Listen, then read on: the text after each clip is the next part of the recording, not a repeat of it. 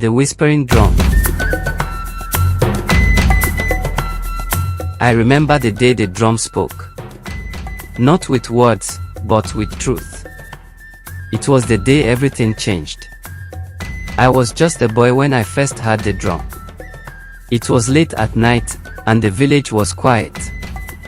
Then, a deep, steady beat echoed through the air. It wasn't loud, but it felt like it was inside me. My father sat up straight and said, "The drum speaks." I didn't understand then, but I would come to learn that this drum was no ordinary instrument. It was said to reveal truths hidden in the hearts of men. My name is Kwasi. I grew up in a small village called Apit in Ghana's western region. Life was simple. We had our farms, our markets, our stories.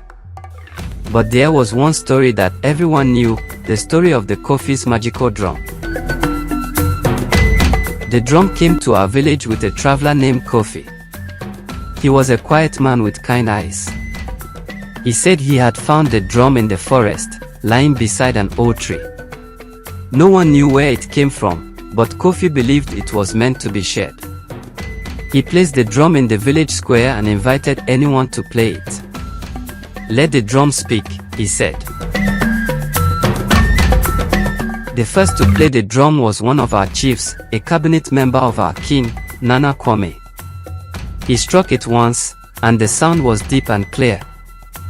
Then, a voice emerged, not from the drum, but from the air around us.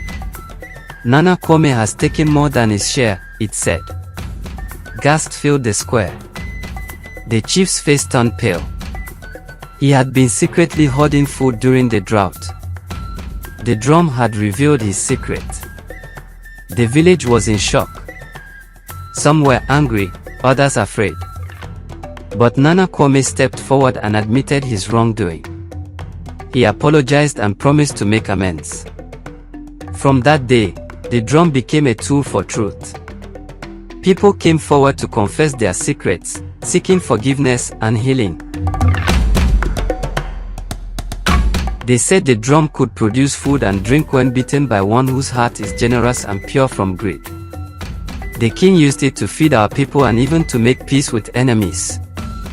And whoever has such heart would become the owner of the drum for all the time his heart remained pure.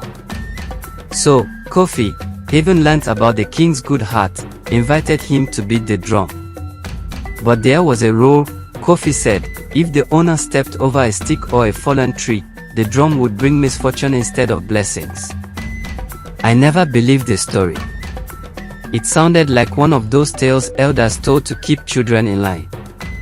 That was until the day I saw it happen.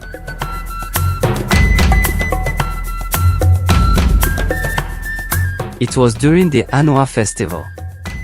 The king had invited everyone to the palace for a grand feast. I was there, helping my father with the yams we had brought as our contribution. As the sun began to set, the king in company of Kofi came out with the drum. The king beat it, and just like that, tables filled with food appeared. Jollof rice, pounded yam, egusi soup, grilled fish, and more. It was like magic. Everyone ate and danced. The king was generous, sharing the feast with all. But then, I noticed someone watching from the shadows, a man named Kojo.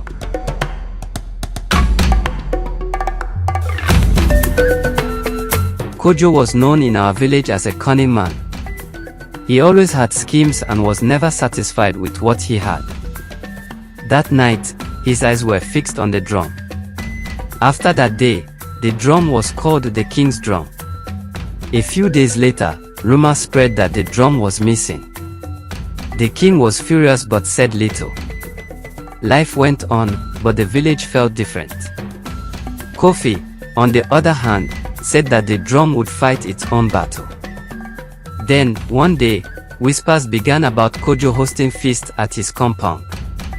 People who went said food appeared out of nowhere, just like at the king's feast. Curious, I decided to see for myself. I went to Kojo's compound under the pretense of delivering palm wine.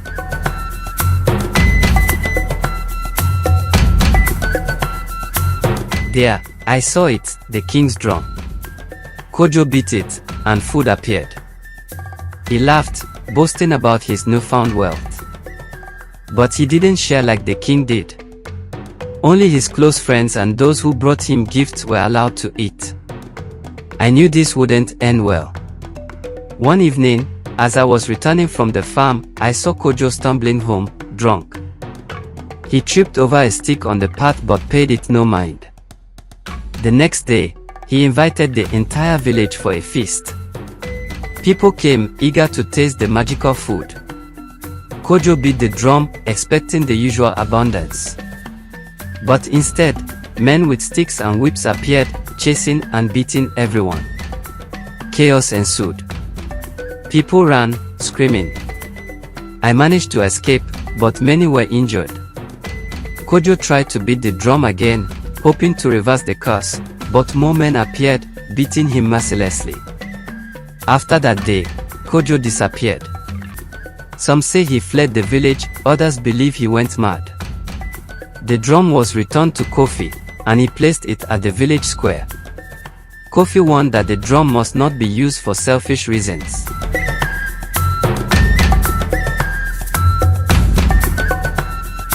Word of the drum spread to neighboring villages. People traveled for days to experience its truth-telling power. Some came with hope, others with fear. One woman, Oma, confessed to stealing from her neighbor. She returned what she had taken and the two became friends again. The drum was bringing people together. Not everyone was pleased. A man named Majed, known for his wealth and influence, saw the drum as a threat. He believed it would expose his secrets. One night, he tried to destroy it. But as he raised his axe, the drum let out a loud, piercing sound. Majed fell to the ground, clutching his ears. He confessed to his crimes and begged for mercy. After that, Kofi decided to take the drum to other villages. He believed its power should be shared. I asked to join him, and he agreed. We traveled far and wide, witnessing the drum reveal truths and heal communities. It was a journey of learning and growth. One day, the drum stopped speaking. No matter who played it, there was only silence. Kofi believed its work was done. We returned to our village and placed the drum in the village square. It became a symbol of truth and unity. So, the king's drum was returned, but it never worked the same. The magic was gone. The elders said the drum had told its truth, that greed and selfishness bring ruin. I learned that some stories are not just tales but warnings. The drum didn't just produce food, it revealed the true nature of those who used it. Now, as I sit under the moonlight, I tell this story to my children and the villagers. Not to scare them, but to teach them. The drum may no longer beat, but its lesson echoes still. Years passed, and I became the village storyteller. I shared the tale of the drum with anyone who would listen. It taught us that truth, though sometimes painful, leads to healing. The drum reminded us to live honestly and treat each other with kindness. Now, as an old man, I still sit by the drum in the village square. Children gather around, eager to hear its story. I tell them about the drum that told the truth and how it changed our lives. The drum may be silent, but its lessons live on in our hearts.